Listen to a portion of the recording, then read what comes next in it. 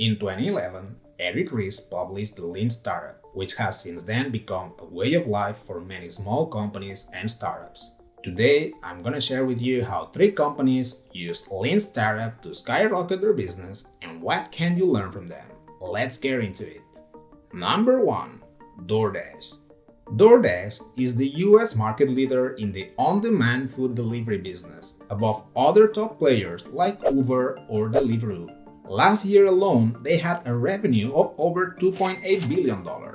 But the origins of the company are very humble and based on core Lean Startup principles. DoorDash was founded by 4 Stanford students who had the desire to build something they could be proud of. They all had a similar interest in serving small local companies, so that's the niche where they focused. Now, this is the interesting thing. Most people would brainstorm, go on a whiteboard to sketch some ideas, and do some desk research. Instead, they went door to door asking business owners about the work they did, and they tried to learn every single detail on what an owner would do during a day.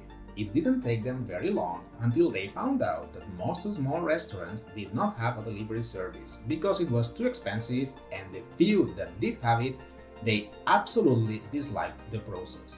It was that insight that led them to decide to build a delivery as a service business. Following Lean principles, they didn't build a full-fledged service from scratch. Instead, they built a very simple webpage which only contained their phone number and PDFs with images of local restaurant menus. It only took them a few hours until the first customer called. They took the order, drove to the restaurant, bought the food, drove to the customer house, delivered the food, and charged him on the spot. This is what is called a concierge MVP, where you replace all automated components by humans. This saves you a huge amount of money and time by skipping the product building and puts you directly in contact with early customers. The business was so successful that quickly they had trouble keeping up with the orders just by themselves, so they started hiring other people to help them. They did it via Craigslist, flyers, Facebook, and even ordering pizzas and hiring the delivery guy on the spot, which might be how MrBeast got inspiration for some of his videos. Now, obviously, such an approach will not scale, but it helped DoorDash to gather a very important learning. They learned that there was a very clear need for such a service, which now they could use to convince investors to raise money for their company. Number 2. Colibri Games.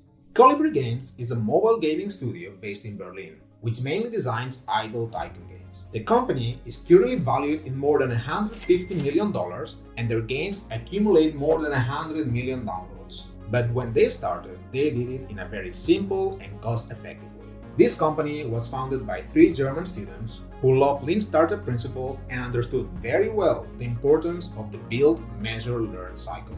The build, measure, learn cycle is all about learning fast so you can build fast. The idea is to design a test to validate your most critical hypothesis, build it, and measure everything you can to learn if your hypothesis is indeed valid. And the overall goal should be to minimize the time that it takes to go through this loop. Now, following these principles, these German students designed an MVP of their game Idle Tycoon Miner with the most basic features it could have. After only 8 weeks of development, they managed to release the game. Now, you need to take into account that to do that, they had to do it without many features like in-app purchase, 3D artwork, fancy animations, and many other features that are considered basic in a video game.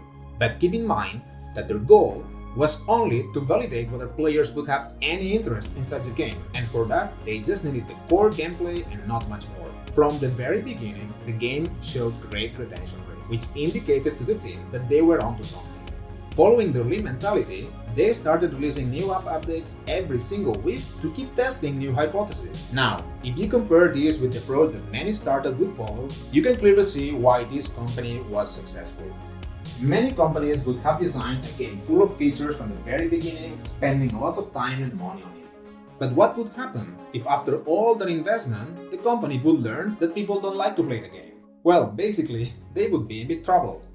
But instead, by using these short build, measure, learn cycles, Colibri Games could learn this very rapidly and decide with data where to spend their time. So, in essence, A fast build, measure, learn cycle can allow you to outpace your competition by learning what's important way faster than them. Number 3. The Muse. The Muse is an online career platform that provides job listings and advice to people, and they focus mainly on millennials. Last year, it had more than 75 million users and currently is valued over $50 million. However, like most companies, when they started, they did it with 0 users. And that's a struggle that many founders have. How do you get users when you just launched the company? Catherine Minshew, the company's founder, decided to take full control of user acquisition from the very beginning.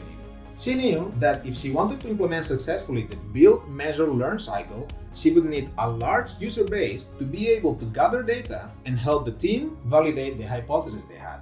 At that time, Catherine already had a mailing list that she created based on contacts from university, conferences that she attended, companies where she worked at, and so on.